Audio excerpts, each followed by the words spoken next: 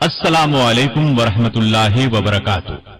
ये Darussalam studio Lahore Pakistan है।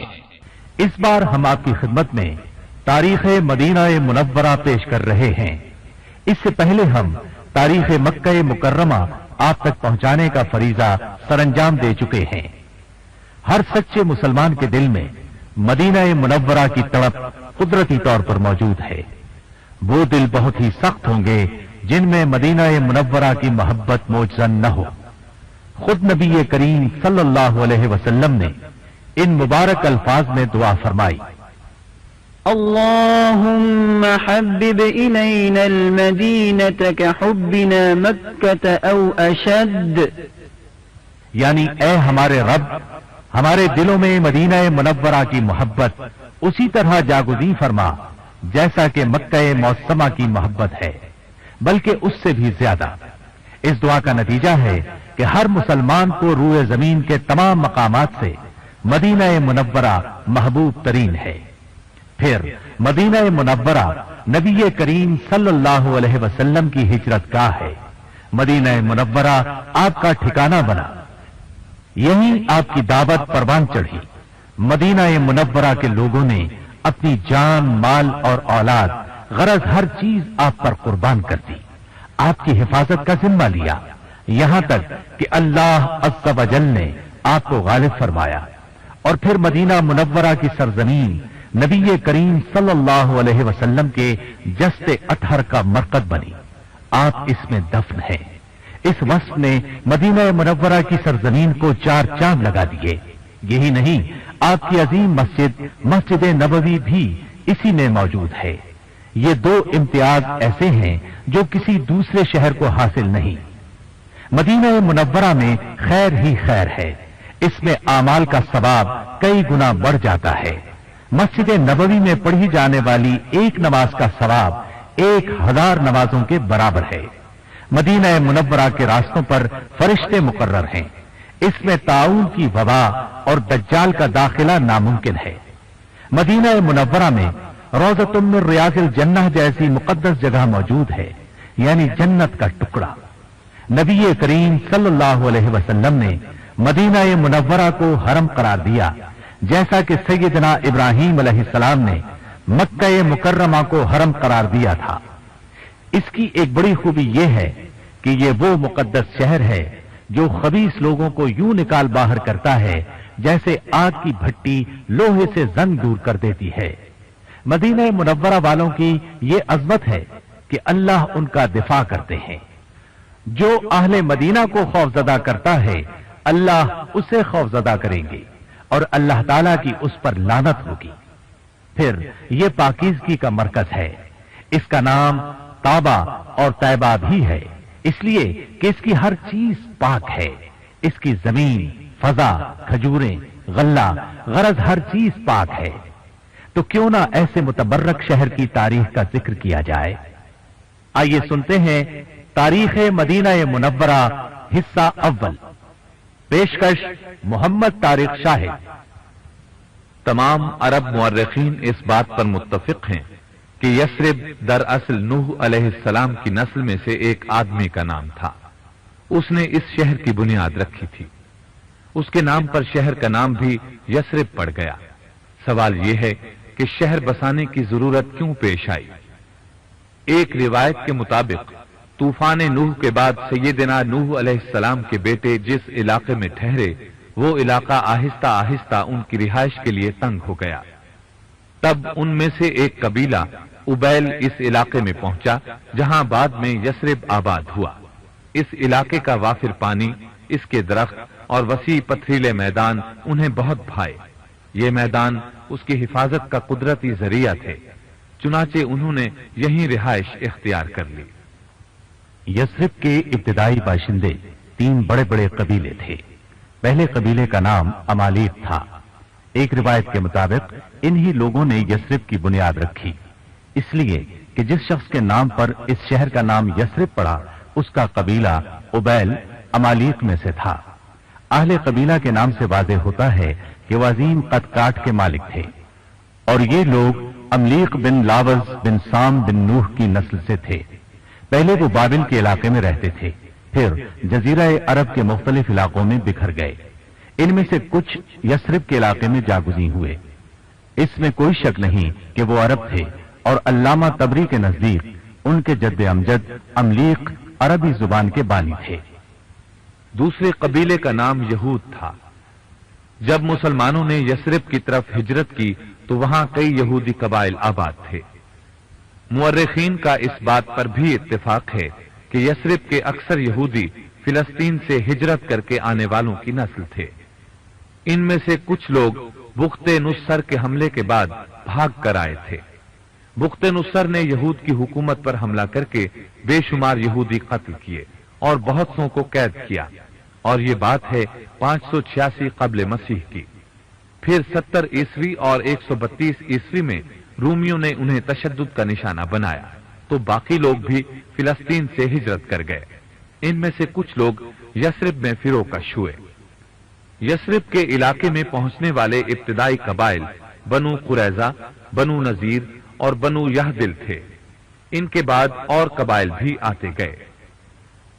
تیسرے نمبر پر جو قبیلے آئے وہ اوس اور خزرج تھے۔ یہ دو قحطانی قبیلے تھے جو سد معارب کی تباہی کے بعد یمن سے ہجرت کر کے یثرب پہنچے تھے۔ ان قبیلوں کی رہائش سے یثرب کی تاریخ پر بہت گہرا اثر مرتب ہوا۔ مستند قول کے مطابق یہ دونوں قبیلے 3 صدی عیسوی میں یثرب پہنچے۔ مدینہ الرسول کے بہت سے نام ہیں۔ ناموں کی اس کثرت سے بھی مدینہ منورہ کی عظمت عیاں ہے۔ چند مشہور نام یہ ہیں۔ المدینہ، یہ اس شہر کا سب سے مشہور نام ہے کیونکہ نبی اکرم صلی اللہ علیہ وسلم نے یہاں ہجرت فرمائی اور یہیں مدفون ہوئے۔ ایک نام طابہ ہے۔ جی ہاں، مدینہ منورہ کو طابہ بھی کہا جاتا ہے۔ صحیح مسلم اور مسند احمد کی حدیث کے مطابق رسول اللہ صلی اللہ علیہ وسلم نے فرمایا، اللہ تعالیٰ نے اس پیارے شہر کا نام طابہ رکھا ہے۔ دراصل طابہ اور طیبہ طیب کے معنی میں ہیں، اس لیے کہ نبی صلی اللہ علیہ وسلم کی برکت سے یہ شہر شرک سے پاک ہو گیا اور ہر پاک چیز کو طیب کہا جاتا ہے۔ اس کا ایک نام یثرب ہے، یہ سب سے ابتدائی نام ہے۔ نبی صلی اللہ علیہ وسلم نے اس نام کو تبدیل فرما کر المدینہ نام رکھا۔ نام تبدیل کرنے کی وجہ شاید یہ ہو کہ یثرب کا مطلب ہے ملامت، فساد اور خرابی۔ بخاری اور مسلم کی حدیث کے مطابق سیدنا ابو موسیٰ اشعری رضی اللہ عنہ سے روایت ہے کہ نبی صلی اللہ علیہ وسلم نے فرمایا، میں نے خواب دیکھا کہ میں مکہ مکرمہ چھوڑ کر ایسے علاقے کی طرف ہجرت کر رہا ہوں جس میں کھجوروں کے درخت بہت زیادہ ہیں۔ میں نے سمجھا شاید یہ یمامہ یا حجر ہو، لیکن معلوم ہوا یہ مدینہ یعنی یثرب ہے۔ ابو عبیدہ لغوی فرماتے ہیں یثرب پورے علاقے کا نام ہے، مدینہ منورہ تو اس کا ایک حصہ ہے۔ علامہ یعقوب حموی نے موجم البلدان میں لکھا ہے اس شہر کے 29 نام ہیں اور وہ یہ ہیں: المدینہ، طیبہ، طابہ، المسکینہ، العذراء، الجابرہ، المحبہ، المحببہ، المحبورہ، یثرب، الناجیہ، الموفیہ، اکالۃ البلدان، المبارکہ، المحفوفہ، المسلمہ، المجنہ، القدسیہ، العاصمہ، المرزوقہ، الشافیہ، الحیرہ، المحبوبہ، المرحومہ، جابرہ، المختارہ، المحرمہ، القاسمہ، طبابہ۔ پھر نبی اکرم صلی اللہ علیہ وسلم نے دعا فرمائی، رب ادخلنی مدخل صدق واخرجنی مخرج صدق۔ اے میرے رب، مجھے اچھی جگہ داخل فرما اور اچھی طرح یہاں سے نکال۔ اس دعا کے بارے میں بعض ائمہ کا قول ہے کہ مدخل صدقن سے مراد مدینہ منورہ اور مخرج صدقن سے مراد مکہ مکرمہ ہے۔ یہ تھی مدینہ منورہ کے ناموں کی تفصیل۔ اب فضائل بیان کیے جاتے ہیں۔ مدینہ منورہ کے فضائل اور مناقب بے حساب ہیں۔ اللہ تعالیٰ اور اس کے رسول صلی اللہ علیہ وسلم کے نزدیک اس کا مرتبہ بہت بلند ہے۔ بہت سی احادیث اور آثار اس کے مرتبے اور فضیلت کو شد و مد سے ثابت کرتے ہیں۔ پھر نبی اکرم صلی اللہ علیہ وسلم کی دعائیں دلالت کرتی ہیں کہ مدینہ منورہ دنیا و آخرت کی بھلائیوں کا جامع ہے۔ بخاری اور مسلم میں ہے، سیدہ عائشہ صدیقہ رضی اللہ عنہا فرماتی ہیں، رسول اللہ صلی اللہ علیہ وسلم نے دعا فرمائی، اللهم حبب إلينا المدينة كحبنا مكة أو أشد اللهم بارك لنا في صاعنا وفي مدنا وصححها لنا وانقل حماها إلى الجحفة۔ اے اللہ، مدینہ منورہ کی محبت ہمارے دلوں میں مکے کی محبت سے بھی بڑھا دے۔ اے اللہ، ہمارے غلے اور پیداوار میں برکت فرما اور اس کی آب و ہوا کو ہمارے موافق فرما دے اور اس کا موسمی بخار جوفہ میں منتقل فرما دے۔ اللہ تعالیٰ نے اپنے پیارے رسول صلی اللہ علیہ وسلم کی دعا قبول فرمائی۔ اس مبارک اور پاکیزہ دعا کے نتیجے میں مدینہ منورہ کی معیشت روز افزوں ہے۔ ہر مسلمان کے دل میں اس کی محبت کائنات کے تمام خطوں سے زیادہ ہے۔ نبی اکرم صلی اللہ علیہ وسلم نے بہت مرتبہ مدینہ منورہ کے حق میں برکت کی دعا فرمائی۔ بخاری اور مسلم میں سیدنا انس بن مالک رضی اللہ عنہ سے روایت ہے کہ نبی اکرم صلی اللہ علیہ وسلم نے فرمایا، اللهم اجعل بالمدينة ضعفي ما جعلت بمكة من البركة۔ اے اللہ، مدینہ میں مکہ سے دگنی برکت فرما۔ سیدنا عبداللہ بن زید بن عاصم رضی اللہ عنہ نبی اکرم صلی اللہ علیہ وسلم کا فرمان نقل کرتے ہیں، سیدنا ابراہیم علیہ السلام نے مکہ کو حرم قرار دیا تھا اور مکہ والوں کے لیے دعا فرمائی تھی، میں مدینہ کو حرم قرار دیتا ہوں اور میں اس کے رزق اور غلے کے لیے مکہ کے مقابلے میں دگنی برکت کی دعا کرتا ہوں۔ اسے بخاری اور مسلم نے روایت کیا ہے۔ اس طرح مسند بزار کی حدیث ہے، سیدنا عبداللہ بن عمر رضی اللہ عنہما فرماتے ہیں، میں نے اپنے والد محترم سیدنا عمر بن خطاب رضی اللہ عنہ کو فرماتے سنا کہ ایک دفعہ مدینہ میں شدید قحط پڑ گیا اور مہنگائی ہو گئی تو نبی کریم صلی اللہ علیہ وسلم نے فرمایا، اے مدینہ والو، صبر کرو اور خوش رہو، کیونکہ میں نے تمہارے غلے کے لیے برکت کی دعا کی ہے۔ مل کر کھاؤ، اکیلے اکیلے نہ کھاؤ، اس طرح ایک آدمی کا کھانا 2 کو کافی ہو جائے گا اور 2 کا کھانا 4 کو کافی ہوگا، اس طرح 4 کا کھانا 5-6 آدمی کھا سکیں گے، کیونکہ مل کر کھانے میں برکت ہوتی ہے۔ صحیح مسلم میں سیدنا ابو ہریرہ رضی اللہ عنہ سے روایت ہے کہ نبی کریم صلی اللہ علیہ وسلم کے دور مبارک میں جب لوگ نیا پھل دیکھتے تو اسے سب سے پہلے نبی صلی اللہ علیہ وسلم کی خدمت میں پیش کرتے۔ رسول اللہ صلی اللہ علیہ وسلم اسے ہاتھ مبارک میں پکڑ کر فرماتے، اللهم بارك لنا في ثمرنا وبارك لنا في مدينتنا وبارك لنا في صاعنا وبارك لنا في مدنا اللهم إن إبراهيم عبدك وخليلك ونبيك وإني عبدك ونبيك وإنه دعاك لمكة وإني أدعوك للمدينة بمثل ما دعاك لمكة ومثله معه۔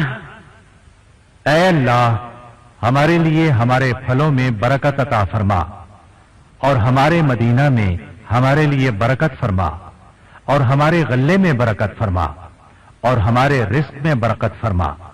اے اللہ، ابراہیم علیہ السلام تیرے بندے، تیرے خلیل اور تیرے نبی تھے اور میں بھی تیرا بندہ اور تیرا نبی ہوں۔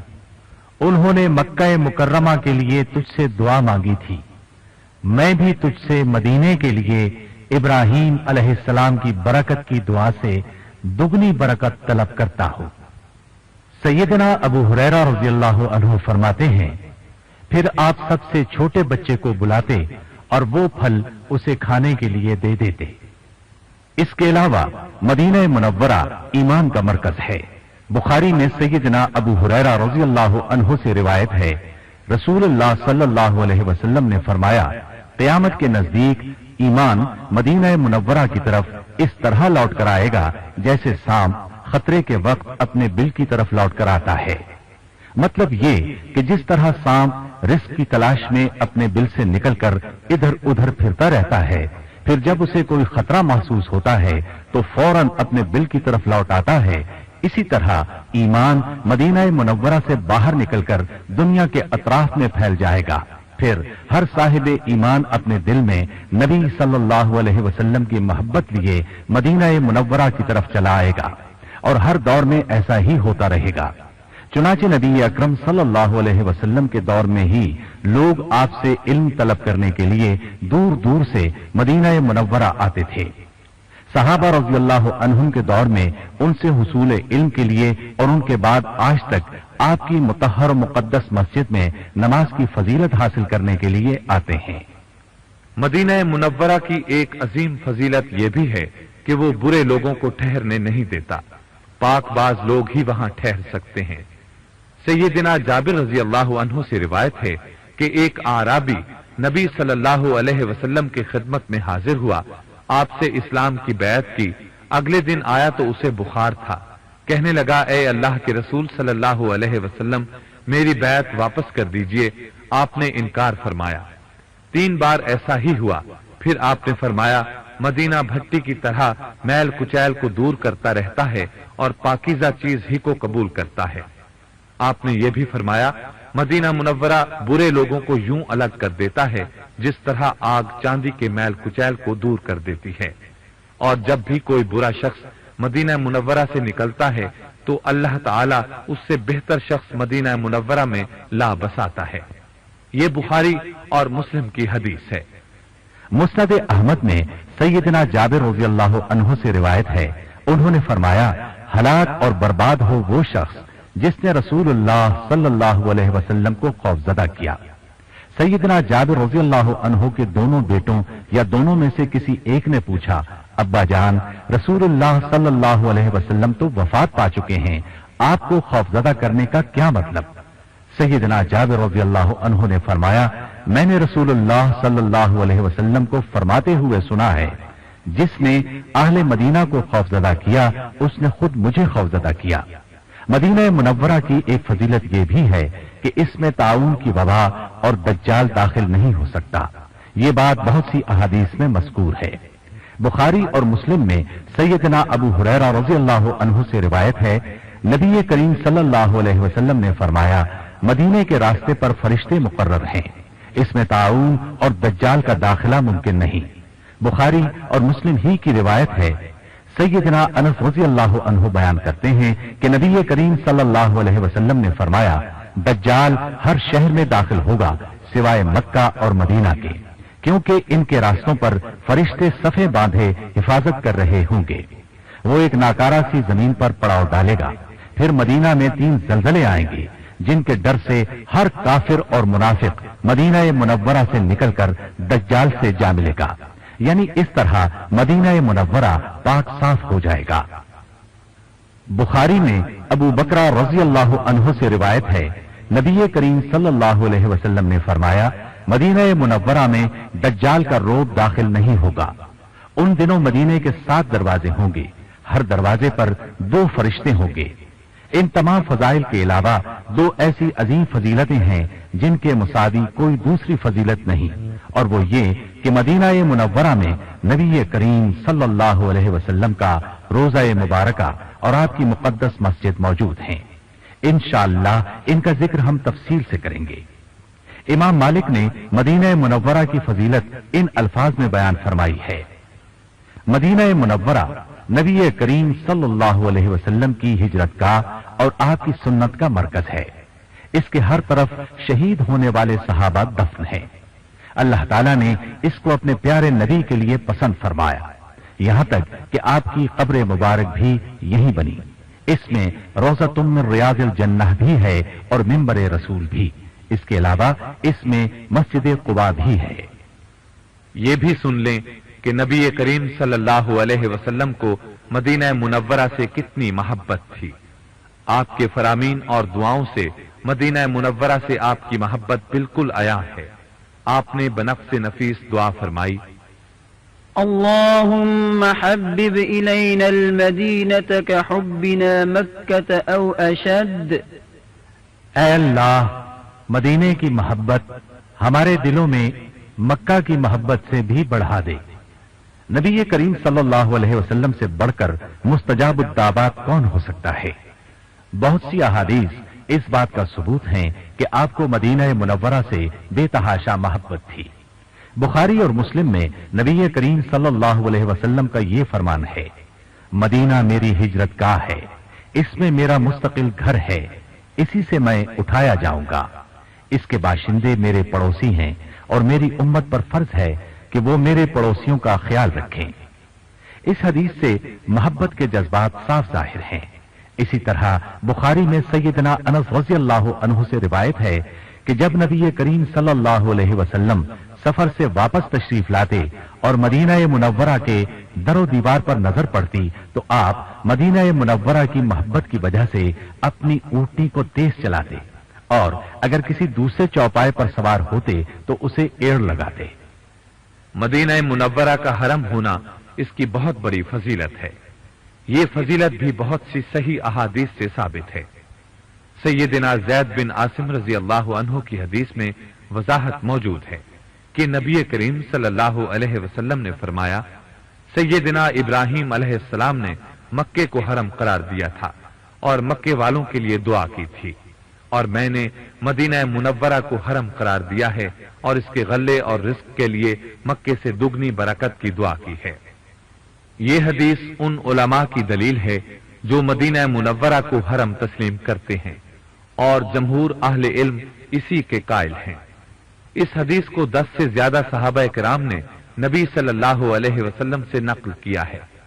بخاری اور مسلم میں سیدنا علی بن ابی طالب رضی اللہ عنہ سے روایت ہے، نبی کریم صلی اللہ علیہ وسلم نے فرمایا، المدينة حرم ما بين عير إلى ثور فمن أحدث فيها حدثا أو آوى محدثا فعليه لعنة الله والملائكة والناس أجمعين لا يقبل الله منه يوم القيامة صرفا ولا عدلا۔ مدینہ ایر پہاڑ سے سور پہاڑ تک حرم ہے۔ جو شخص اس میں فساد کرے یا کسی فسادی کو ٹھکانہ دے، اس پر اللہ تعالی، فرشتوں اور سب لوگوں کی طرف سے لعنت ہے۔ قیامت کے دن اللہ تعالی اس کا کوئی فرض اور نفل قبول نہیں کرے گا۔ ایر اور سور کے بارے میں تفصیلات آگے آ رہی ہیں۔ بخاری اور مسلم میں ہے، سیدنا ابو ہریرہ رضی اللہ عنہ نے فرمایا، اگر میں مدینہ منورہ میں ہرنیوں کو چرتے دیکھوں تو انہیں نہیں بھگاؤں گا، اس لیے کہ نبی کریم صلی اللہ علیہ وسلم نے فرمایا ہے، مدینہ منورہ کے 2 پتھریلے میدانوں کا درمیانی علاقہ حرم ہے۔ اس سے صاف معلوم ہوتا ہے کہ مدینہ منورہ کے جانور اور درخت قابل احترام ہیں۔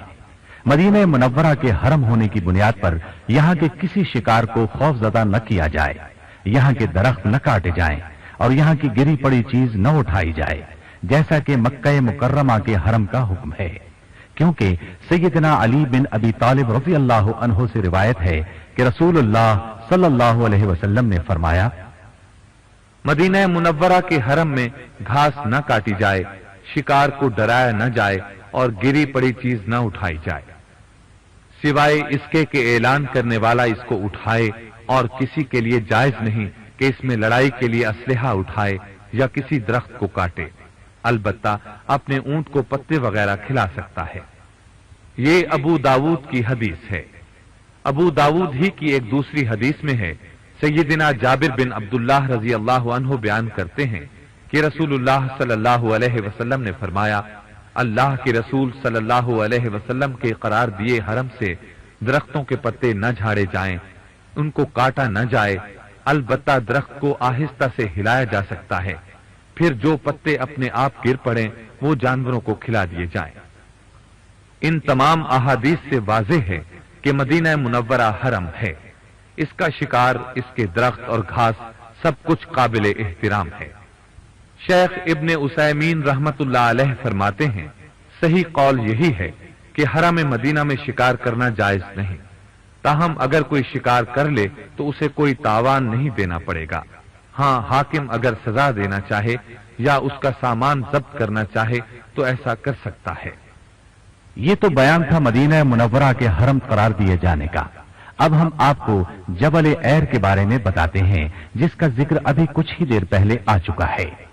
یہ پہاڑ مدینہ منورہ کے جنوب میں حرم مدینہ کی جنوبی سمت واقع ہے۔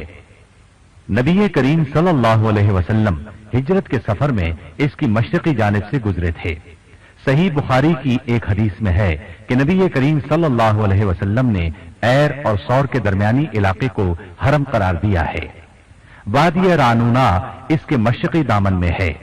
قاضی ایاز رحمہ اللہ کہتے ہیں، یہ بات معروف ہے کہ ایر مدینہ منورہ میں واقع ہے، اس کے انکار کی کوئی گنجائش نہیں، اور شعراء عرب کے کلام میں بھی اس پہاڑ کا ذکر ملتا ہے۔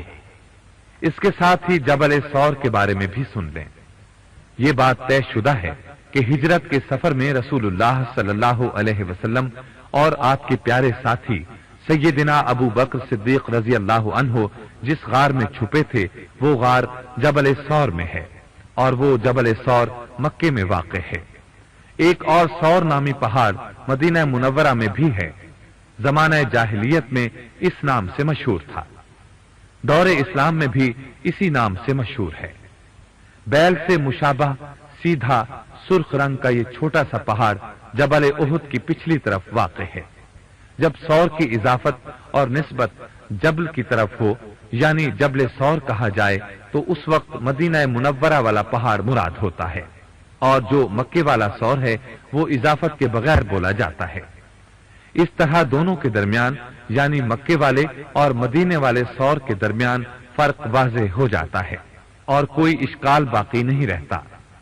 حاجی کیمپ اور ہوائی اڈے سے گزر کر جدہ جانے والی سڑک اسی جبل سور کے شمال سے گزرتی ہے۔ اس سڑک کو جبل سور کی پچھلی جانب سے گزارنے کا مقصد یہی ہے کہ غیر مسلم مدینہ منورہ کے حرم کی حدود کے باہر سے گزر جائیں۔ اب ہم آپ کو ہجرت نبوی سے پہلے کا کچھ ذکر سناتے ہیں۔ جب اللہ تعالیٰ نے اپنے سچے دین کو غالب کرنے کا ارادہ فرما لیا اور یہ ارادہ کر لیا کہ اپنے آخری نبی صلی اللہ علیہ وسلم کو عزت نصیب فرمائے اور اپنے وعدے پورے فرمائے، تو رسول اللہ صلی اللہ علیہ وسلم اپنے سابقہ معمول کے مطابق قبائل کو دعوت دیتے ہوئے 1 سال حج کے دنوں میں منا تشریف لائے۔ جب آپ جمرہ عقبہ کے پاس پہنچے تو آپ کو قبیلہ خزرج کے کچھ لوگ نظر آئے۔ اللہ تعالیٰ کو ان کی ہدایت منظور تھی۔ رسول اللہ صلی اللہ علیہ وسلم نے فرمایا، تم کون لوگ ہو؟ انہوں نے کہا، ہم قبیلہ خزرج سے تعلق رکھتے ہیں۔ آپ نے ان سے پوچھا، وہ قبیلہ جو یہودیوں کا حلیف ہے؟ انہوں نے جواب دیا، جی ہاں۔ نبی کریم صلی اللہ علیہ وسلم نے ان کا جواب سن کر فرمایا، کچھ دیر بیٹھ کر بات نہ کر لیں؟ انہوں نے کہا، ٹھیک ہے۔ اب وہ آپ کے پاس بیٹھ گئے۔ آپ نے انہیں اللہ کی دعوت پہنچائی، دین اسلام پیش فرمایا اور قرآن مجید کی چند آیات تلاوت فرمائی۔ اللہ کی قدرت کہ یہودی ان کے ساتھ ان کے علاقے میں رہتے تھے، وہ اہل علم تھے، ان کے پاس آسمانی کتاب تھی، مدینے والے مشرک اور بت پرست تھے اور اپنے علاقے میں یہودیوں کو دبا کر رکھتے تھے۔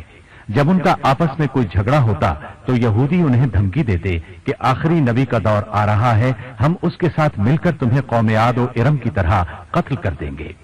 رسول اللہ صلی اللہ علیہ وسلم نے جب ان سے باتیں کی اور انہیں اللہ کی طرف دعوت دی تو وہ ایک دوسرے سے کہنے لگے، اللہ کی قسم، ایسا معلوم ہوتا ہے کہ یہ وہی نبی کریم ہیں جن کے بارے میں یہودی تمہیں دھمکیاں دیتے رہتے ہیں۔ ایسا نہ ہو وہ تم سے پہلے ایمان لے آئیں، ایمان لانے میں تم سے سبقت نہ لے جائیں۔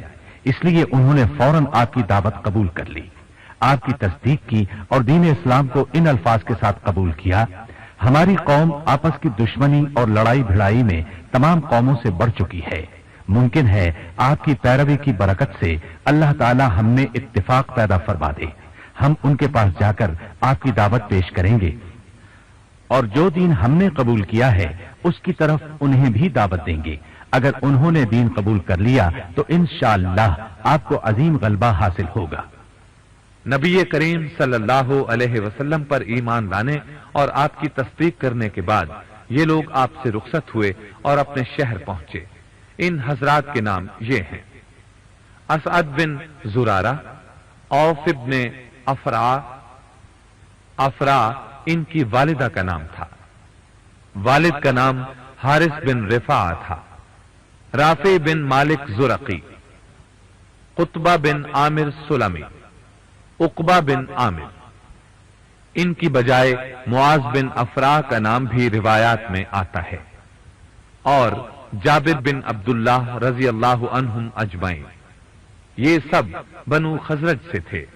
جب یہ حضرات مدینہ منورہ پہنچے تو انہوں نے اپنی قوم کے سامنے رسول اللہ صلی اللہ علیہ وسلم اور آپ کی تعلیمات کا تذکرہ فرمایا۔ اس کا نتیجہ یہ نکلا کہ اگلے سال حج کے موسم میں انصار کے 12 آدمی جمرہ عقبہ کے پاس آپ سے ملے اور آپ سے بیعت کی۔ یہ پہلی بیعت عقبہ تھی۔ اس وقت ان پر جنگ فرض نہیں ہوئی تھی۔ ابو ادریس عائز اللہ بن عبداللہ بیان کرتے ہیں کہ سیدنا عبادہ بن صامت رضی اللہ عنہ بیعت عقبہ والوں میں شامل تھے۔ یہ بدر میں بھی شریک ہوئے تھے۔ انہوں نے مجھے بتایا کہ رسول اللہ صلی اللہ علیہ وسلم کے ارد گرد صحابہ کی ایک جماعت بیٹھی ہوئی تھی۔ اس وقت آپ نے ان سے فرمایا: مجھ سے بیعت کرو، یعنی عہد کرو کہ تم اللہ تعالیٰ کے ساتھ کسی کو شریک نہیں کرو گے، چوری نہیں کرو گے، زنا نہیں کرو گے، اپنے بچوں کو قتل نہیں کرو گے، اپنی طرف سے گھڑ کر کسی پر الزام نہیں لگاؤ گے، اور کسی اچھے کام میں میری نافرمانی نہیں کرو گے۔ تم میں سے جو شخص اس عہد کی پابندی کرے گا اس کا ثواب اللہ کے ذمے ہے، اور جو شخص ان میں سے کوئی کام کرے پھر اسے دنیا ہی میں سزا مل جائے تو وہ سزا اس کے گناہ کا کفارہ ہو جائے گی، اور جو شخص ان میں سے کوئی کام کرے پھر اللہ تعالیٰ اس پر پردہ ڈال دے تو وہ اللہ کے سپرد ہے، چاہے اسے معاف کر دے چاہے تو سزا دے۔ چنانچہ سب نے ان الفاظ کے ساتھ نبی کریم صلی اللہ علیہ وسلم سے بیعت کی۔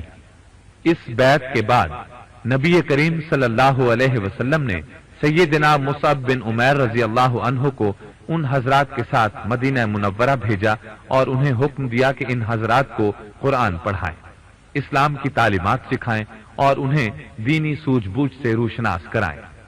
اسی بنا پر سیدنا مصعب بن عمیر رضی اللہ عنہ کو مدینہ منورہ میں قاری صاحب کہا جاتا تھا۔ یہ اسلام کے پہلے مبلغ تھے۔ مدینہ منورہ میں یہ سیدنا اسعد بن زرارہ رضی اللہ عنہ کے ہاں ٹھہرے۔ ان کا تعلیمی انداز بہت بہترین تھا، کوشش میں انتہا کا خلوص تھا۔ چنانچہ ان کی کوششوں کے نتیجے میں سیدنا سعد بن معاذ رضی اللہ عنہ مسلمان ہو گئے۔ یہ اسعد بن زرارہ رضی اللہ عنہ کے خالہ زاد بھائی تھے، اپنی قوم کے بڑے سردار تھے۔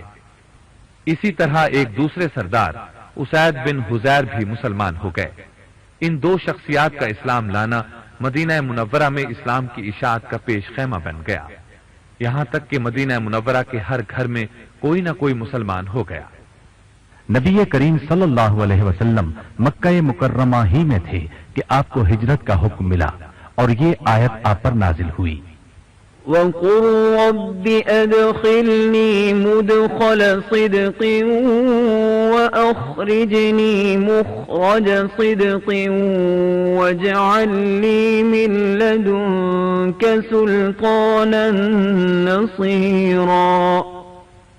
اے نبی دعا کیجئے، اے میرے رب مجھے بہترین طریقے سے مکہ مکرمہ سے نکالنا اور بہترین طریقے سے مدینہ منورہ میں داخل فرمانا، اور مجھے اپنی طرف سے غلبہ اور نصرت عطا فرمانا۔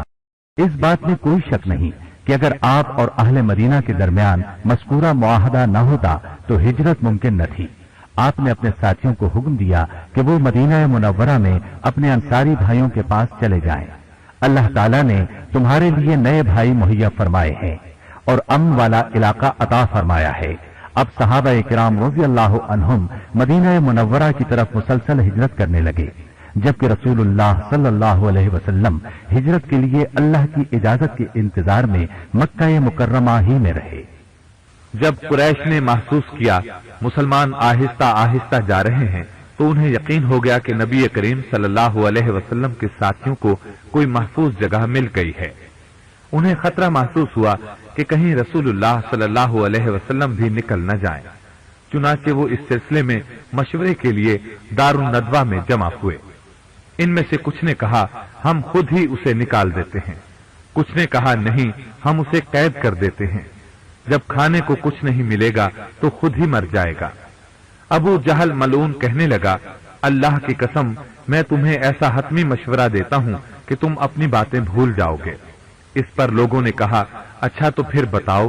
وہ کہنے لگا ہم ہر قبیلے سے ایک ایک نامور طاقتور اور بھرپور نوجوان لیں، اسے تیز ترین تلوار مہیا کریں، پھر وہ سب مل کر یکبارگی آپ پر حملہ کر دیں۔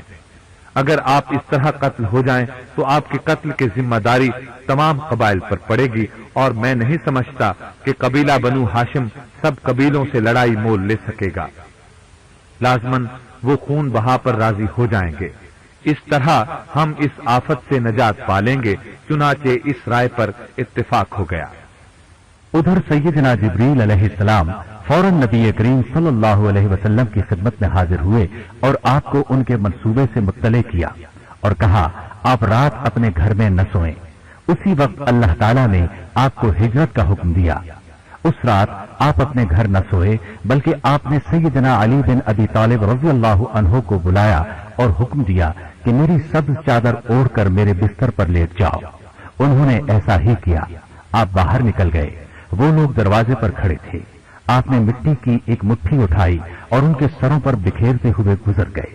وہ ایسے اندھے ہوئے کہ آپ کو دیکھ ہی نہ سکے۔ آپ سورہ یاسین کی ابتدائی 9 آیات پڑھتے ہوئے تشریف لے گئے۔ اس وقت تک سیدنا ابو بکر صدیق رضی اللہ عنہ آپ کے ساتھ مکہ ہی میں ٹھہرے ہوئے تھے۔ ابو بکر صدیق رضی اللہ عنہ نے بھی ہجرت کی خواہش ظاہر کی تھی، مگر آپ نے ان سے فرمایا تھا جلدی نہ کرو، امید ہے اللہ تعالیٰ تمہیں کوئی ساتھی عطا فرمائیں گے۔ ابو بکر رضی اللہ عنہ اسی وقت سمجھ گئے تھے کہ وہ آپ ہی ہوں گے، اسی لیے انہوں نے 2 اونٹنیاں خرید لی تھیں۔ انہیں چارہ وغیرہ گھر ہی میں ڈالتے تھے۔ رسول اللہ صلی اللہ علیہ وسلم ان دنوں ہر روز ایک مرتبہ ضرور ابو بکر رضی اللہ عنہ کے گھر تشریف لایا کرتے تھے، کبھی صبح کے وقت اور کبھی شام کے وقت۔ لیکن جس دن اللہ تعالیٰ نے آپ کو ہجرت کا حکم فرمایا اس روز آپ دوپہر کے وقت ابو بکر صدیق رضی اللہ عنہ کے گھر تشریف لائے۔ انہوں نے آپ کو دیکھا تو سمجھ گئے کوئی اہم معاملہ ہے۔ آپ گھر میں داخل ہوئے تو ابو بکر صدیق رضی اللہ عنہ نے چارپائی خالی کر دی۔ آپ تشریف فرما ہوئے اور ابو بکر رضی اللہ عنہ سے فرمایا سب کو کمرے سے نکال دو۔ ابو بکر صدیق رضی اللہ عنہ نے عرض کیا اللہ کے رسول یہاں صرف میری 2 بیٹیاں اسماء اور عائشہ رضی اللہ عنہما ہی ہیں۔ آپ فرمائیں کیا بات ہے؟ آپ نے فرمایا اللہ تعالیٰ نے مجھے ہجرت کا حکم دیا ہے۔ یہ سن کر ابو بکر رضی اللہ عنہ بولے اللہ کے رسول آپ کے ساتھ جانے کی آرزو ہے۔ آپ نے فرمایا ہاں ابو بکر تم میرے ساتھ جاؤ گے۔ سیدہ عائشہ صدیقہ رضی اللہ عنہا فرماتی ہیں مجھے اس سے پہلے معلوم نہیں تھا کہ کوئی شخص خوشی سے بھی رو سکتا ہے، یہاں تک کہ میں نے اپنے والد کو خوشی سے روتے دیکھا۔ نبی کریم صلی اللہ علیہ وسلم نے ایک مشرک عبداللہ بن اریقط سے کچھ رقم پر معاملہ طے کر لیا تھا کہ وہ انہیں خفیہ راستوں سے مدینہ منورہ لے جائے گا۔ چنانچہ ابو بکر صدیق رضی اللہ عنہ نے اپنی دونوں اونٹنیاں اس کے سپرد کر دیں تاکہ وہ وقت مقررہ تک انہیں چراتا رہے اور سنبھال کر رکھے۔ جب آپ مکہ مکرمہ سے نکلے تو علی بن ابی طالب رضی اللہ عنہ، ابو بکر صدیق رضی اللہ عنہ اور ان کے گھر والوں کے سوا کسی کو آپ کے نکلنے کا علم نہیں تھا۔ مشرکین کو رسول اللہ صلی اللہ علیہ وسلم اور ابو بکر صدیق رضی اللہ عنہ کے نکل جانے کا پتہ چلا تو وہ ان کی تلاش میں ادھر ادھر دوڑ پڑے، یہاں تک کہ یہ اعلان کر دیا گیا کہ جو ان دونوں کو گرفتار کر کے لائے گا اسے 100 اونٹ انعام دیے جائیں گے۔ وہ لوگ آپ کا سراغ لگانے کی کوشش کرتے رہے لیکن انہیں کچھ پتہ نہ چلا۔ اسی دوران وہ اس پہاڑ پر بھی چڑھے جہاں آپ دونوں تشریف فرما تھے، वो उस गार के मुंह के पास भी फिरते रहे, यहाँ तक कि उनके पांव अंदर नजर आते थे, मगर अल्लाह ताला की हिफाजत की वजह से वो आप दोनों को न देख सके। उस वक्त अबू बकर सिद्दीक रजी अल्लाह अन्हु ने नबी करीम सल्लल्लाहु अलैहि वसल्लम से अर्ज किया था, अल्लाह के रसूल, इनमें से किसी ने अगर झुककर देख लिया तो वो हमें देख लेगा। जवाब में आपने फरमाया था, अबू बकर, ये कैसे मुमकिन है, अल्लाह हमारे साथ है। आपका खोज लगाने वालों में सुराका बिन मालिक भी थे। ये उस वक्त तक मुसलमान नहीं हुए थे और इनाम के लालच में आपकी तलाश में निकले थे। ये उस मुख्तसर से काफले तक पहुंच गए थे, लेकिन अल्लाह ताला की मेहरबानी से उनके घोड़े को ठोकर लगी। ये उठे और फिर आगे बढ़े, घोड़े को फिर ठोकर लगी। तीसरी बार आगे बढ़े तो घोड़े के पांव जमीन में धंस गए। तब उन्होंने जान लिया जिन तक वो पहुंचना चाहते हैं अल्लाह ताला उनकी हिफाजत कर रहा है। चुनाचे ये वापस लौट गए और बाद में मुसलमान हो गए। मदीना मुनव्वरा के लोगों में आपकी आमद की खबर फैल चुकी थी। वो बहुत बेचैनी के आलम में आपका इंतजार कर रहे थे।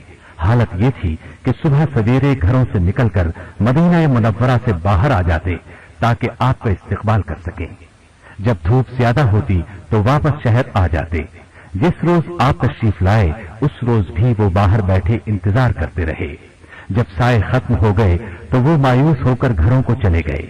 उधर वापस गए, इधर आप तशरीफ ले आए। सबसे पहले एक यहूदी ने आपको आते देख लिया। उसे मालूम था कि अहले मदीना आपका इंतजार किस बेचैनी से कर रहे हैं, इसलिए वो पुकार उठा, ए अंसार, तुम्हारी किस्मत जाग उठी, जिसका इंतजार था वो तशरीफ ले आए। अंसार भागे भागे आए।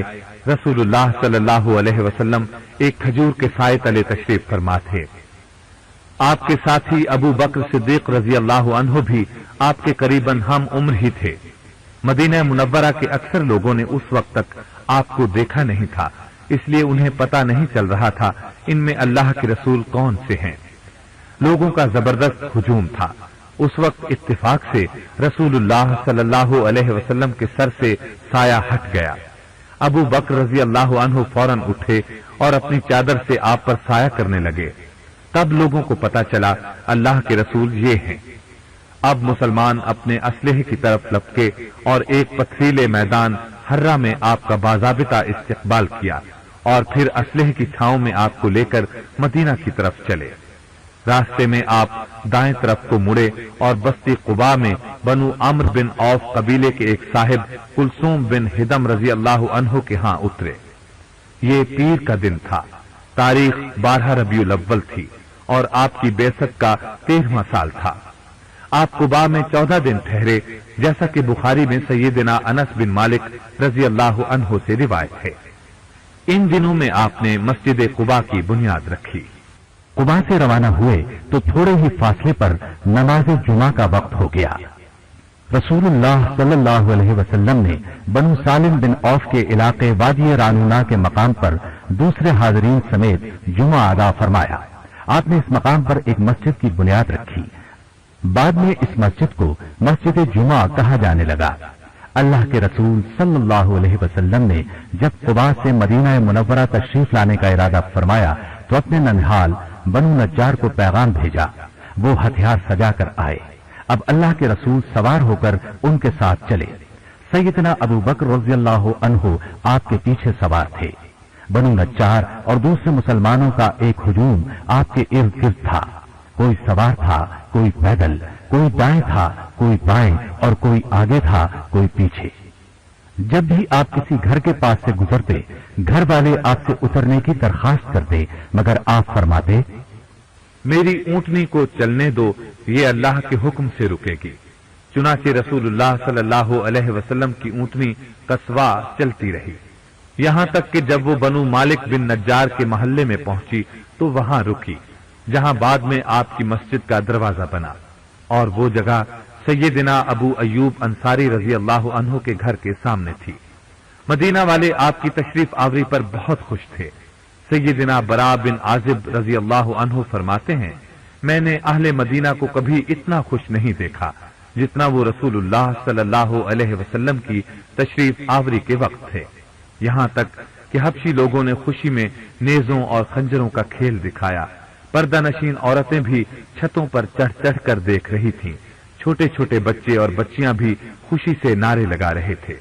اللہ کے رسول آ گئے، اللہ کے رسول آ گئے صلی اللہ علیہ وسلم. سیدنا برا بن عازب رضی اللہ عنہ کی ایک روایت میں ہے کہ سیدنا ابوبکر صدیق رضی اللہ عنہ ہجرت کا واقعہ بیان کرتے ہوئے فرماتے، ہم رات کے وقت مدینہ منورہ پہنچے. ہر شخص کی کوشش تھی اللہ کے رسول اس کے مہمان بنے.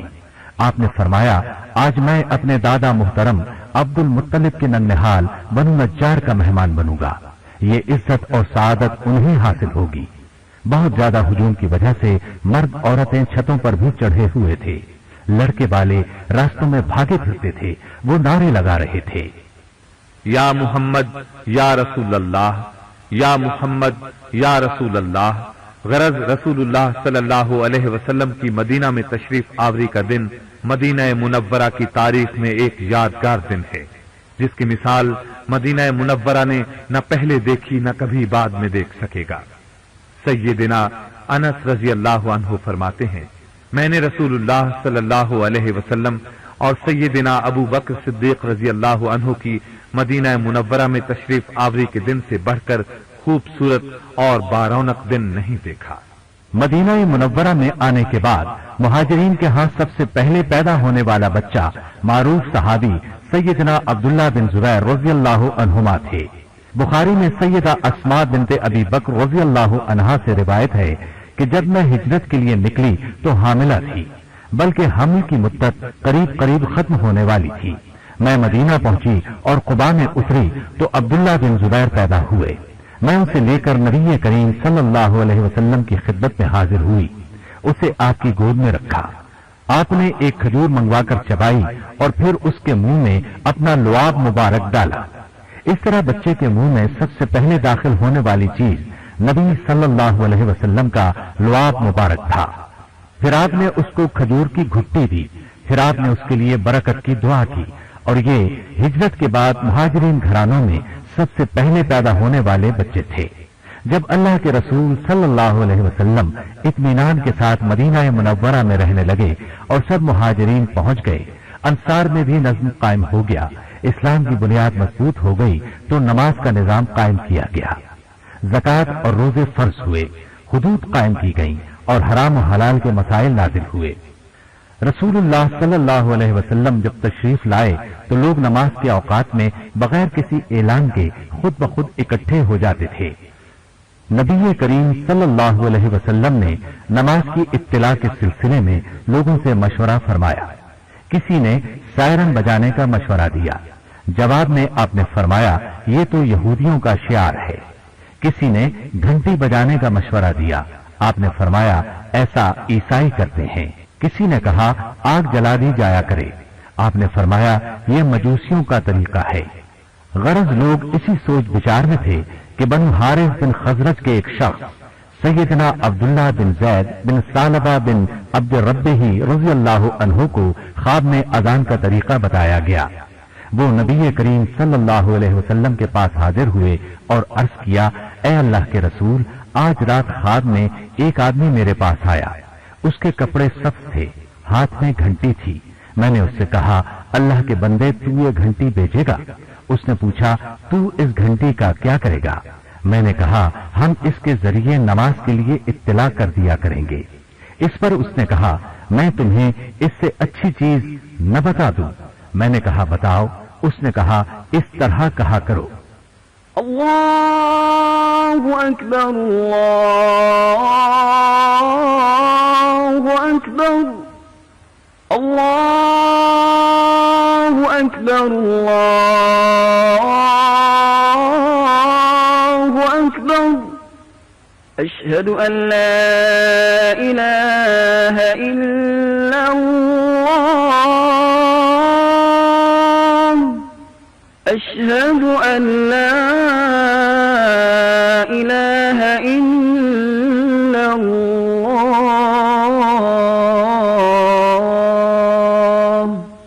اشہد ان محمد رسول اللہ اشہد أشهد أن محمدا رسول الله حي على الصلاة حي على الصلاة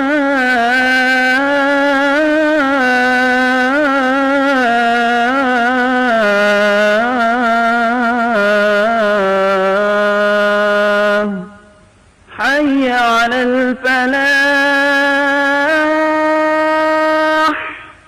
حي على الفلاح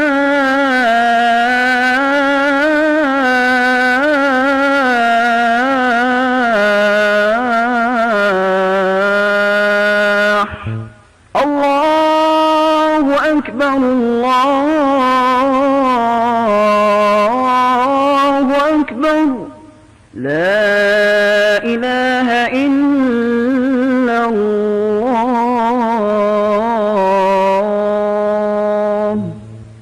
جب انہوں نے یہ خواب بیان کیا تو نبی کریم صلی اللہ علیہ وسلم نے فرمایا یہ خواب اللہ کی طرف سے ہے، انشاءاللہ تو بلال کے ساتھ کھڑا ہو جا، اسے بتاتا جا وہ ان کلمات کے ساتھ اذان کہے کیونکہ اس کی آواز تم سے بلند ہے۔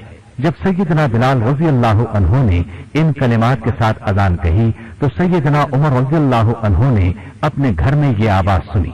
وہ بھاگ کر رسول اللہ صلی اللہ علیہ وسلم کی خدمت میں آئے اور عرض کیا اللہ کے رسول، قسم ہے اس ذات کی جس نے آپ کو سچا نبی بنایا، میں نے بھی ایسا ہی خواب دیکھا ہے۔ یہ سن کر رسول اللہ صلی اللہ علیہ وسلم نے فرمایا الحمدللہ۔ جامع ترمذی میں ہے، انہی سیدنا عبداللہ رضی اللہ عنہ کے بیٹے اپنے والد سے روایت کرتے ہیں صبح ہوئی اور ہم رسول اللہ صلی اللہ علیہ وسلم کی خدمت میں حاضر ہوئے تو میں نے اپنا خواب نبی کریم صلی اللہ علیہ وسلم کو سنایا۔ آپ نے فرمایا یہ خواب سچا ہے، تو بلال کے ساتھ کھڑا ہو جا اور اسے یہ کلمات بتاتا جا، وہ اذان کہے کیونکہ اس کی آواز تجھ سے بلند اور لمبی ہے۔ انہوں نے اذان شروع کی، جو ہی سیدنا بلال رضی اللہ عنہ کی آواز سیدنا عمر رضی اللہ عنہ نے سنی، وہ اپنے کپڑے سنبھالتے ہوئے رسول اللہ صلی اللہ علیہ وسلم کے پاس پہنچے اور عرض پرداز ہوئے اے اللہ کے رسول صلی اللہ علیہ وسلم، قسم اس ذات کی جس نے آپ کو سچا نبی بنایا، میں نے بھی خواب میں یہی کچھ دیکھا ہے۔ اس پر نبی صلی اللہ علیہ وسلم نے فرمایا اللہ کا شکر ہے، خواب کا سچا ہونا یقینی ہو گیا۔ اب سنیے مدینہ منورہ سے یہودی کیسے جلاوطن ہوئے۔ یوں تو یہودی ابتدا ہی سے مسلمانوں کے خلاف تھے، مگر غزوہ بدر میں مسلمانوں کی عظیم الشان کامیابی کے بعد ان کی دشمنی میں بہت اضافہ ہو گیا اور وہ مسلمانوں کے خلاف سازشیں کرنے لگے۔ مثلا بنو نذیر کے سردار سلام بن مشکم نے کفار کے سردار ابو سفیان کو 200 جنگجوؤں کے ساتھ مدینہ منورہ میں داخلے کے سلسلے میں مدد دی، اس کی میزبانی کی اور مسلمانوں کی جاسوسی کے لیے اپنے آدمی بھی بھیجے۔ ابو سفیان نے اس کے ہاں ایک رات گزاری، پھر اس نے اپنے ساتھیوں کی مدد سے مسلمانوں کے ایک باغ پر حملہ کیا، وہاں 2 انصاریوں کو شہید کیا اور دوسرے باغوں میں آگ لگا کر واپس بھاگ گیا۔ رسول اللہ صلی اللہ علیہ وسلم کو پتا چلا تو آپ نے ان کے تعاقب میں کچھ مسلمان بھیجے، مگر ابو سفیان اور اس کے ساتھی اپنی جانیں بچا کر بھاگ نکلے۔ جلد بازی میں انہوں نے اپنی سواریوں پر لدے بہت سے ستو راستے ہی میں گرا دیے، وہ مسلمانوں کو بطور غنیمت حاصل ہوئے۔ یہ واقعہ اسلامی تاریخ میں غزوہ سویق کے نام سے مشہور ہے۔ سلام بن مشکم کی اس غداری کے باوجود رسول اللہ صلی اللہ علیہ وسلم نے اسے کوئی سزا دی نہ بنو نذیر پر حملہ کیا۔ اس کی وجہ یہ تھی کہ آپ ان دنوں یہودیوں کے ایک اور قبیلے بنو قینقاع کی شرارتوں کے سد باب میں مصروف تھے۔ بنو قینقاع بہت دلیر اور مالدار یہودی تھے، اس لیے رسول اللہ صلی اللہ علیہ وسلم نے مناسب سمجھا کہ پہلے ان سے نپٹا جائے۔ آپ ان کے پاس تشریف لے گئے، ان سب کو بازار میں جمع کیا، اسلام کی دعوت دی، لیکن انہوں نے بدتمیزی سے یہ جواب دیا آپ کسی دھوکے میں نہ رہیں، آپ کا مقابلہ ایسے لوگوں سے ہوا جو لڑنا نہیں جانتے تھے۔ ان کا اشارہ جنگ بدر کے قریش کی طرف تھا۔ اس لیے آپ کو ان کے مقابلے میں فتح ہو گئی۔ اللہ کی قسم اگر کبھی ہم سے ٹکر ہوئی تو آپ کو پتہ چل جائے گا ہم کیا ہیں۔ اللہ کے رسول صلی اللہ علیہ وسلم ان کی بات سن کر رنجیدہ ہوئے اور واپس آ گئے۔ اس کے تھوڑے دنوں بعد ایک مسلمان عورت ان کے بازار میں گئی، انہوں نے اس کے کپڑے کا کنارہ شرارتاً کسی چیز سے باندھ دیا، وہ اٹھنے لگی تو ننگی ہو گئی۔ اس نے مسلمانوں کو مدد کے لیے پکارا۔ ایک مسلمان نے یہ دیکھا تو شرارت کرنے والے کو قتل کر دیا۔ اس پر یہودی جمع ہو کر اس مسلمان پر حملہ آور ہوئے اور اسے شہید کر دیا۔ نبی اکرم صلی اللہ علیہ وسلم کو اطلاع ملی تو آپ نے ان کا محاصرہ کر لیا۔ یہ محاصرہ 15 دن تک جاری رہا۔ آخر کار انہوں نے ہتھیار ڈال دیے۔ یہ 700 جنگجو تھے۔ اللہ کے رسول کا ارادہ انہیں قتل کرنے کا تھا، مگر ان کے حلیف عبداللہ بن ابی ابن سلول منافق نے ان کے حق میں سفارش کی اور انہیں چھڑانے کے لیے منتیں کرنے لگا۔ اس پر نبی کریم صلی اللہ علیہ وسلم نے انہیں مدینہ منورہ سے نکل جانے کا حکم دیا۔ وہ علاقہ شام کی ازریات بستی میں چلے گئے۔ اس طرح مدینہ منورہ اس پہلے یہودی قبیلے سے پاک ہو گیا۔ یہ محاصرہ غزوہ بدر کے بعد 15 شوال 2 ہجری بروز ہفتے سے شروع ہو کر ذوالقعدہ کا چاند نکلنے تک جاری رہا۔ اب بنو نذیر کے بارے میں سنیں۔ مسلمانوں اور یہودیوں میں معاہدہ ہو چکا تھا۔ اس میں وضاحت تھی کہ اگر مسلمان یہودیوں سے دشمن کے خلاف مدد طلب کریں گے تو یہودی مدد کرنے کے پابند ہوں گے۔ ایک مرتبہ اللہ کے رسول صلی اللہ علیہ وسلم کسی دیت کے سلسلے میں بنو نذیر کے ہاں تشریف لے گئے۔ معاہدے کی روح سے وہ اس کے پابند تھے، لیکن انہوں نے آپ کے خلاف سازش تیار کی کہ جس گھر کے سائے میں آپ تشریف فرما تھے اس کی چھت سے ایک بھاری پتھر گرا کر آپ کو شہید کر دیں۔ اللہ تعالیٰ نے آپ کو بذریعہ وحی ان کے منصوبے سے خبردار کر دیا۔ آپ فوراً اٹھ کھڑے ہوئے اور مسلمانوں کو ان پر حملہ کرنے کا حکم دیا۔ مسلمان ان کے علاقے میں پہنچے تو یہ لوگ قلعہ بند ہو گئے۔ مسلمانوں نے ان کا محاصرہ کر لیا۔ عبداللہ بن ابی ابن سلول پھر ان کا سفارشی بن کر رسول اللہ صلی اللہ علیہ وسلم کے پاس آیا اور ان کی معافی کا مطالبہ کیا، کیونکہ یہ بھی اس کے حلیف تھے۔ آپ نے انہیں نکلنے کی اجازت دے دی، لیکن شرط یہ رکھی کہ وہ اپنا اسلحہ وہیں چھوڑ کر جائے، بس ایک اونٹ پر جو لاد کر لے جا سکیں لے جائے۔ اس طرح وہ جو کچھ لے جا سکتے تھے لے گئے اور شام کے علاقے میں چلے گئے۔ اس طرح مدینہ منورہ ایک اور یہودی قبیلے سے نجات پا گیا۔ یہ ربیع الاول 4 ہجری کی بات ہے۔ بنو نذیر جب مدینہ منورہ سے جلا وطن ہوئے تو ان کا ایک وفد قریش کے پاس گیا اور انہیں رسول اللہ صلی اللہ علیہ وسلم کے خلاف جنگ پر ابھارا۔ وہ مان گئے۔ اس کے بعد وہ قبیلہ غطفان کے پاس گئے، وہ بھی تیار ہو گئے۔ اس کا نتیجہ یہ نکلا کہ قریش اور غطفان قریباً 10,000 کا لشکر لے کر مدینہ منورہ کی طرف چلے۔ جب نبی کریم صلی اللہ علیہ وسلم کو پتا چلا تو آپ نے مدینہ منورہ کے ارد گرد خندق کھودنے کا حکم دیا۔ بنو نذیر کا سردار حیی بن اخطب بنو قریظہ کے پاس گیا اور انہیں لڑائی پر ابھارا۔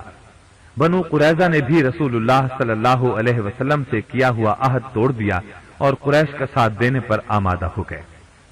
اس طرح کفار کے لشکر نے مدینہ منورہ کا محاصرہ کر لیا۔ پھر اللہ تعالی نے اپنی طرف سے ایسی تدبیر فرمائی کہ ان میں باہمی اختلاف پڑ گیا اور ان کا اتحاد ٹوٹ گیا۔ اس کے علاوہ اللہ تعالی نے آندھی بھیجی، اس نے انہیں جگمگا دیا، نہ وہ خود ٹک سکے نہ ان کا کوئی خیمہ باقی رہا۔ آخر وہ خوف زدہ ہو کر راتوں رات بھاگ نکلے۔ والحمدللہ۔ جب نبی کریم صلی اللہ علیہ وسلم غزوہ خندق سے فارغ ہو گئے تو آپ نے بنو قریظہ پر چڑھائی کر دی، ان کا محاصرہ کر لیا۔ یہ محاصرہ 25 دن تک جاری رہا۔ آخر کار وہ نبی کریم صلی اللہ علیہ وسلم کے فیصلے پر راضی ہو گئے۔ آپ نے خود فیصلہ نہیں فرمایا، ان سے فرمایا وہ خود کسی شخص کا نام پیش کریں جو ان کا فیصلہ سنائے۔ انہوں نے اپنے حلیف سیدنا سعد بن معاذ رضی اللہ عنہ سے فیصلہ کرانا منظور کیا۔ سیدنا سعد بن معاذ رضی اللہ عنہ نے فیصلہ فرمایا کہ ان کے بالغ مرد قتل کر دیے جائیں، عورتیں اور بچے غلام بنا لیے جائیں، مال مسلمانوں میں تقسیم کر دیا جائے۔ इस फैसले पर अमल हुआ, मर्द कत्ल कर दिए गए, औरतें, बच्चे और माल मुसलमानों में तकसीम कर दिए गए। इस तरह मदीना मुनव्वरा यहूदियों के आखिरी कबीले से भी पाक हो गया। ये गज़वा ज़ुल्क़ादा 5 हिजरी में हुआ।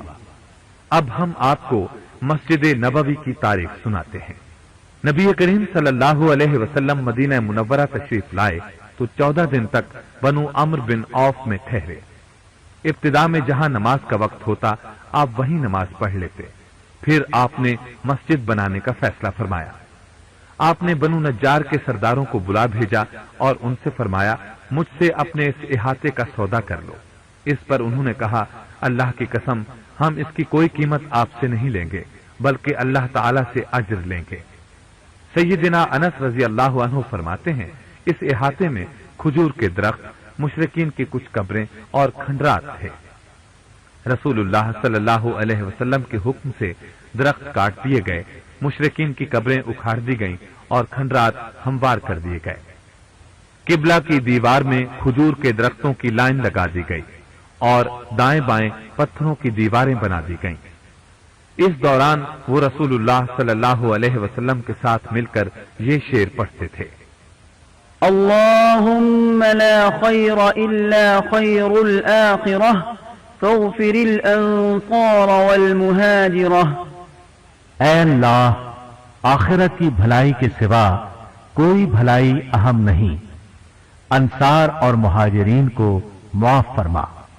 नाफि रहमतुल्लाह अलैह फरमाते हैं, मुझे सैयदना अब्दुल्लाह बिन उमर रज़ी अल्लाह अन्हुमा ने बताया कि रसूलुल्लाह सल्लल्लाहु अलैहि वसल्लम के दौरे मसऊद में मस्जिद नबवी कच्ची ईंटों से बनाई गई थी और उसके सुतून खजूर के तने थे। मस्जिद नबवी में पहली बार तौसी उस वक्त की गई जब नबी करीम सल्लल्लाहु अलैहि वसल्लम खैबर से वापस तशरीफ लाए। उस वक्त तक मुसलमानों की तादाद बहुत बढ़ चुकी थी। आपने चौड़ाई में 40 हाथ और लंबाई में 30 हाथ इजाफा फरमाया। इस तरह मस्जिद मुरब्बा की शक्ल इख्तियार कर गई। इसका कुल रकबा 2500 मुरब्बा मीटर हो गया।